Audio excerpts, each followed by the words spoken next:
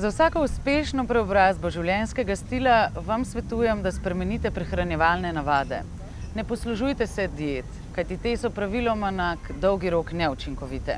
Pomembno je tudi, da najdete vadbo, ki vam ustreza, torej da vam redna telesna aktivnost ne bo v breme, ampak užitek. Danes bom Valeriji in Andreju predstavila Emanuela, ki je živi dokaz uspešne preobrazbe življenjskega stila. Ne samo, da se je otresel 52 kilogramov, ampak je naredil izpit za vaditelja skupinskih vadb in danes prav on ljudi spodbuja k spremembi življenjskega stila. Emanuel, pozdravljen. Živijo. Najprej čestitke za vso uspešno prehojeno pot. Zanima pa me, kaj je bila tvoja motivacija, da si se odločil za takšno preobrazbo? Te je zdravje opozorilo na to? Ja, v bistvu je res. Začel sem dobre 3 leta nazaj. Začelo se je pa tako, da je v bistvu žena je bila glih 2 meseca noseča in so me z rešilcem peljali na urgenco, ker sem imel napad atrijske fibrilacije. In potem se mi je pač tam v bolnici, ko sem ležal na tisti posli, mi je naredilo en klik v glavi, da pač bo treba nekaj spremeniti, ker sem se v bistvu ful sem se bal, da ne bom doživel rojstva svojih otrok. In takrat sem se odločil, da bo treba nekaj spremeniti, eno spremembo v življenju narediti. Zdaj, glede na to, da sta Valerija in Andrej tudi v postopku preobrazbe življenjskega stila, bi zdaj kar njima jaz prepustila besedo. Verjamem, da imate kakšno vprašanje zate, tako da mogoče Valerija najprej. Zanima me, kakšno prehrano si imel prej, potem po spremembi, kakšno pa imaš sedaj? V bistvu moj edini zajtrk, kar sem ga imel, je bilo ene dobre pol litra kave.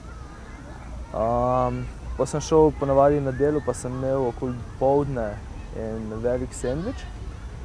Ko sem prišel domov, pa sem dobesedno prazno pol hladilnika. Tako da to je bilo vsakodnevna stvar pri meni. Potem sem pa spremenil. Sem v bistvu v svojo prehrano dodal 2 šejka dnevno, pa 3 do 4 obroke dnevno. Tako da sem si res uredil dopoldansko malico, kosilo popoldansko malico. Bilo je pa tako, pazil sem malo, kako je vse skupaj sestavljeno, se pravi bolj ogljikove hidrate sem jedel bolj dopoldne pa za kosilo, popoldne sem šel pa vlaknine pa beljakovine. Kaj pa treningi? Treninge sem, na začetku sem jih raje spustil, ker računi takrat sem imel tistih skoraj 140 kilogramov in ni bilo fajn za moje kolena pa kolke, ker tudi nisem mogel, ne vem, šel sem na bicikel 10 minut pa me je vse bolelo.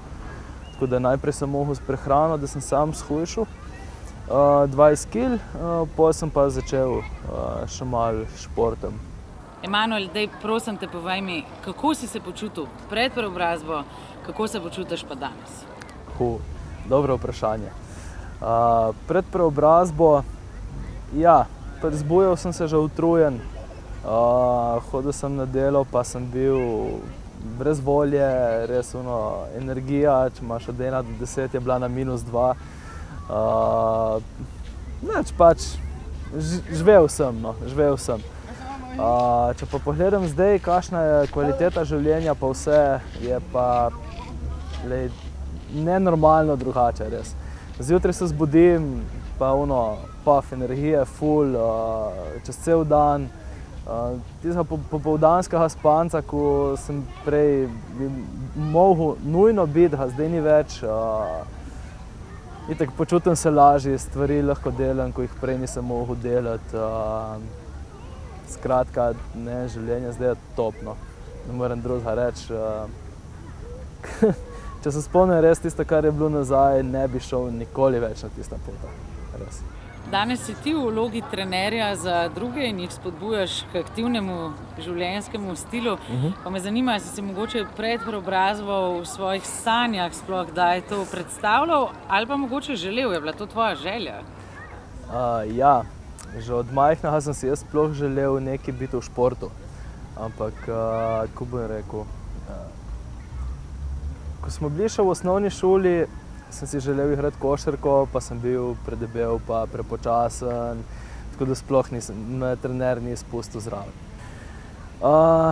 Potem sem si želel še pač športati, pa to pa nikoli ni mi uspelo v tej smeri nič. Zdaj pa, ja, nekako bom rekel, so se mi sanje uresničile. Rada bi, da ljudem sporočiš, zakaj ti misliš, da se preobrazba življenjskega stila najprej splača, drugo pa, da se da. Življenje res se ti obrne na glavo. Postaneš dosti bolj veder, dosti bolj samozavesten. Stvari v življenju so lažje. Delaš lahko stvari, ko jih prej recimo nisi mogel. Ne vem, jaz... Če povem eno tako, zdaj je konec poletja, no. Meni je bilo iti na Murje zmeraj neka frustracija, ne. Ker zmeraj, ne vem, tam se slačati pred vsemi rajš ne. Sem imel rajš zimo, ne. No, zdaj se je pa to malo obrnilo in življenje je res lepše. Splača se tudi, ker je tu neka investicija v svoje zdravje. Vsi procesi v telesu se hitreje odvijajo, telo se ti pomladi, bolj se počutiš. Priporočaš? Priporočam, ja, res priporočam in za vse tiste, ki si mislijo, da se ne da, da se. Jaz si res želim, da bi bil ta naš pogovor danes ena zelo dobra motivacija za Valerijo in Andreja. In mogoče bi bilo pa najlepše, če imaš še ti zaželiš eno srečo ali pa nameniš kakšno spodbudno besedo.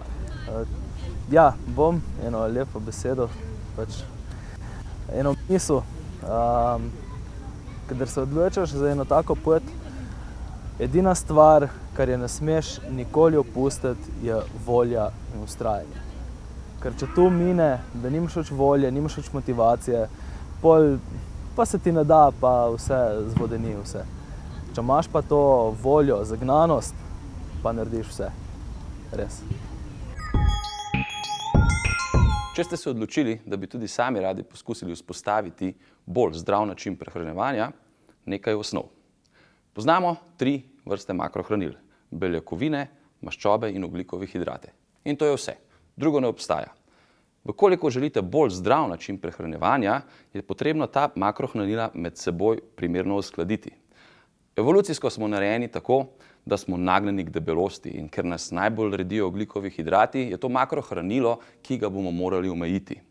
Beljakovine naj bodo makrohranilo, ki ga nikoli ne bomo izpuščali iz obroka. Za voljo zdravega, pravilnega načina delovanja telesa in zagotavljanja zadostne količine energije bomo pa makrohranilo maščob povišali. To vrsta način prehranjevanja se imenuje način prehranjevanja z večjim deležem maščob in nižjim deležem ogljikovih hidratov. V literaturi ga lahko najdete pod LCHF oznako. Velikokrat se pojavi tudi vprašanje o številu obrokov. Kolikokrat na dan jesti? 2-krat, 3-krat, 4-krat, 5-krat? Najbolj zlato in osnovno pravilo je, da jeste takrat, ko ste lačni, oziroma nikakor ne spuščate obrokov, če ste lačni. To vas bo pripeljalo do tega, da boste dnevno nekje do 3-krat sestavili obrok, ki ga morate obvezno zaužiti. Ne pozabite pa, v vsakem obroku mora biti prisotna beljakovina. Povedala sem vam že, da za Valerijo načrtujem eno presenečenje. Pred začetkom te preobrazbe si je namreč želela, da bi nastopila na velikem gledališkem odru, ne da bi ob tem občutila sram. In uspelo mi je, nastopila bo.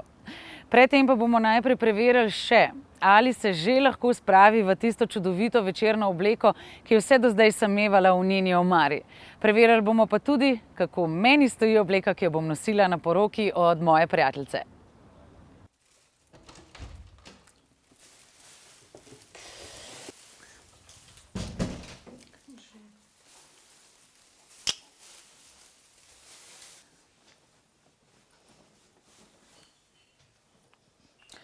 Veš, kaj razmišljam? Ne, brez, najboljš brez. To je to, perfekcija. Valerija, zdaj pa ti še mene. Oceniš, če sem v redu, jutri imam jaz poroko.